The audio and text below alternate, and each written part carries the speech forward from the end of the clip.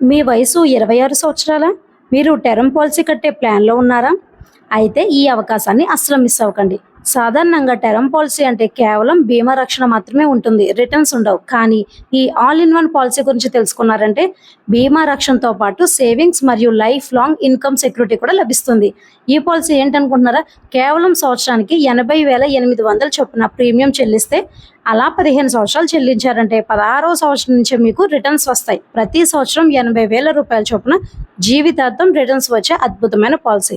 అంతేకాదండి, ఈ పాలసీలో 20 లక్షల నుండి 1,33,00,000 వరకు జీవిత బీమా రక్షణ కూడా లభిస్తుంది.